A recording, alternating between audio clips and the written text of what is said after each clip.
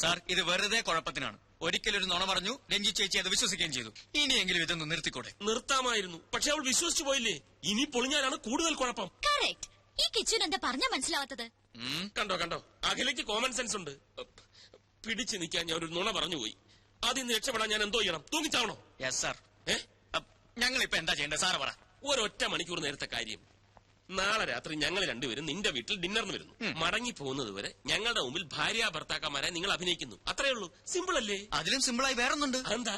ഞങ്ങൾ ഹണിമൂണിന് പോയെന്ന് പറഞ്ഞ പോലെ.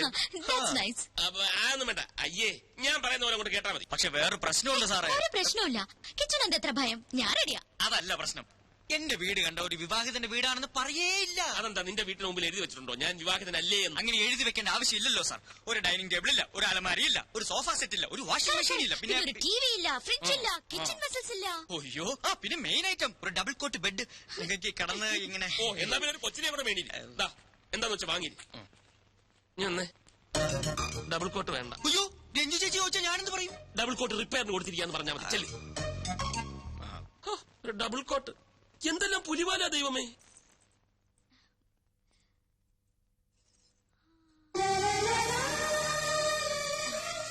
കിച്ചു എങ്ങനെയുണ്ട്? സാരി എനിക്ക് ചേരുന്നുണ്ടോ?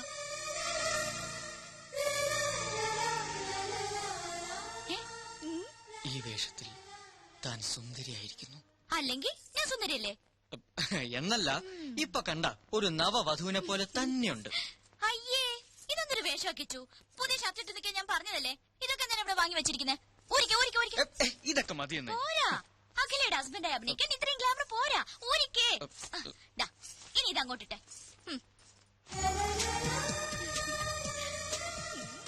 കണ്ടോ, ഇപ്പൊ സുന്ദര കുട്ടനായി. കണ്ണാടിയിൽ നോക്കി. ഇപ്പൊ correct match. Made for each. അയ്യോ, ഒരു കാര്യം മറന്നു.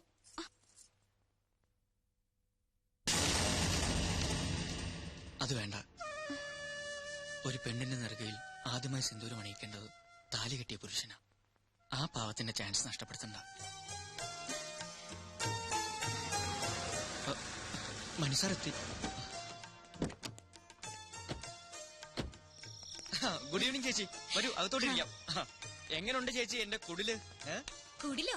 ഇതൊരു കുട്ടി കൊട്ടാരല്ലേ? താങ്ക്സ്. മനുവേട്ടൻ എപ്പോഴും പറയാറുണ്ട് കിച്ചു വളരെ ഇന്നസെന്റ് ആണെന്ന്. ആണോ? എന്നാ ഒരു താങ്ക്സ് കൂടെ. എന്നാ കിച്ചുനൊരു ഇത്തിരി കള്ളത്തനുണ്ടെന്ന്. താങ്ക്സ്. അയ്യോ, കള്ളത്തരോ? അതെന്താ? ഒരു കാര്യം മാത്രം കിച്ചു മനുവേട്ടനോട് ഒളിച്ചു വെച്ചു. എന്ത് കാര്യം? കല്യാണ കാര്യം. അത് ഞങ്ങളും അറിഞ്ഞില്ല. അത് ഞാനും അറിഞ്ഞില്ല. അല്ല, ഇതൊക്കെ പെട്ടെന്ന് അറേഞ്ച് ചെയ്തോണ്ട് ആരെ അറിയിക്കാൻ പറ്റില്ല എന്ന് പറയാൻ വരികയായിരുന്നു. കിച്ചു നന്നായിട്ട് വീട് അറേഞ്ച് ചെയ്തിട്ടുണ്ടല്ലോ. താങ്ക്സ്. അത് ഒറ്റ ദിവസം കൊണ്ട്. അല്ല, ഈ കല്യാണം പെട്ടെന്നായതുകൊണ്ട് എല്ലാം ഒറ്റ ദിവസം കൊണ്ട് സെറ്റപ്പ് ആക്കി പറയുകയായിരുന്നു. ഈ പെയിന്റിംഗ് എങ്ങനെയുണ്ട്? അഖില വരച്ചതാ? അഖില പെയിന്റ് ചെയ്യൂ? പിന്നെ ഈ മുറി മുഴുവൻ പെയിന്റ് ചെയ്ത് അഖിലല്ലേ? മനസ്സിലായില്ലേ? ഒരു തമാശ പറയാൻ ശ്രമിച്ചതാണ്. ഹലോ, വരൂ ചേച്ചി. എങ്ങനെ ഉണ്ടായിരുന്നു സാർ? ടോട്ടൽ കുളമാക്കി.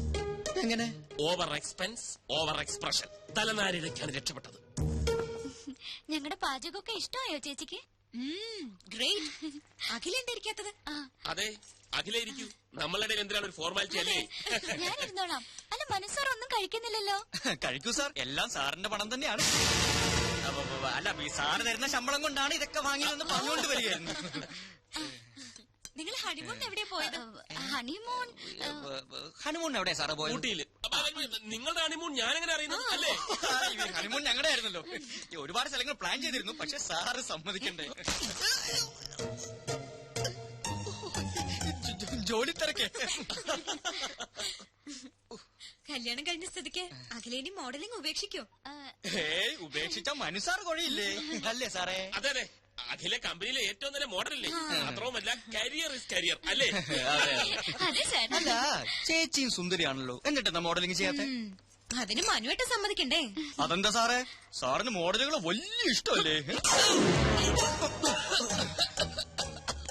ചിക്കൻ ഫ്രൈ നിറയെ കേറി. സാറ് വെള്ളം കുടിക്കോ?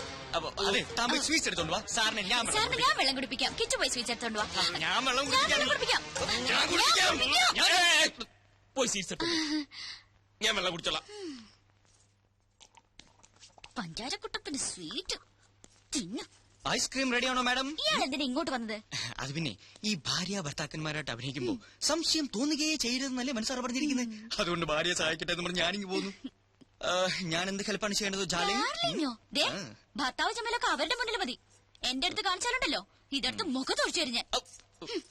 ഒരു ഡാർലിങ്. എഴുന്നേറ്റുള്ളൂ. അയ്യോ എഴുന്നേറ്റോ? ദാ ഐസ്ക്രീം. സോറി, തണുത്ത ഒന്നും ഞാൻ കഴിക്കാറില്ല. താങ്ക്സ്.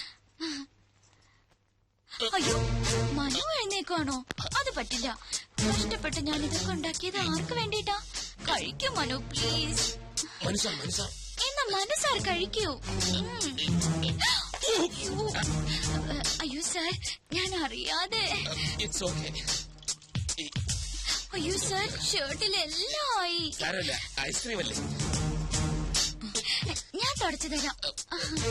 കുഴപ്പമില്ല. അയ്യോ പോയില്ല. മതി, ഞാൻ വീട്ടിൽ പോയി വാഷ് ചെയ്യുന്നുള്ള. എന്നാ ഇത്ര ധൃതി? അയ്യോ എവിടേക്കേ പോകുന്നത്? ഇവിടെ ഇരിക്കൂ.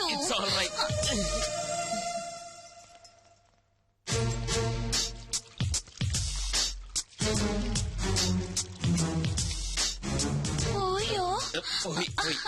ഇനി എപ്പോഴാ കാണുന്നത്? നിക്കൂന്നേ.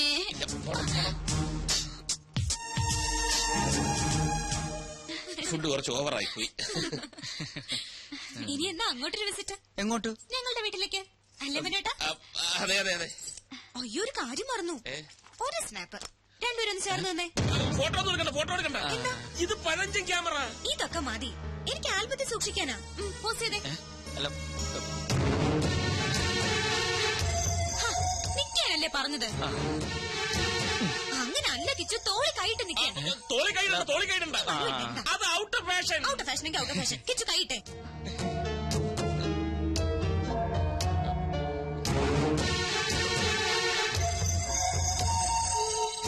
തോളി കൈയിടാൻ. Smile please.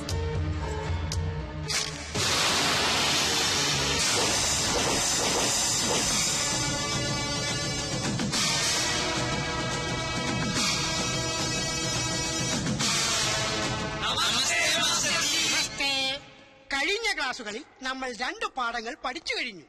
അത് ഏതൊക്കെയാണെന്ന് ആദ്യം ശിവം പറ. മാല പൊട്ടിപ്പ്. സത്യം പറ. സത്യമനാശനെ അതിലാദ്യം പഠിച്ചത്. അതല്ല, ഇനി സത്യം പറ. തെളിച്ചു പറ. പിടിച്ചു പറീ. അപ്പോ MTS കോഴ്സ് നിങ്ങൾ വിജയകരമായി പൂർത്തിയാക്കിയിരിക്കുന്നു. Master of astrological studies.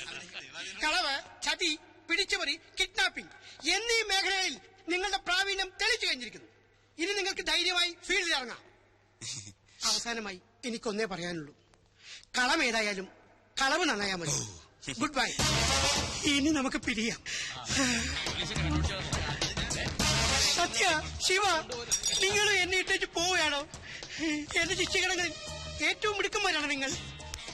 ഈ സ്ഥാപനം ഇനി നടത്തേണ്ടത് നിങ്ങളാണ്, അല്ല നമ്മളാണ്. സത്യൻ, ശിവൻ, സുന്ദരൻ എന്ന പുണ്യനാമത്തിൽ നമ്മൾ ഇനി അറിയപ്പെടും. ഓക്കെ.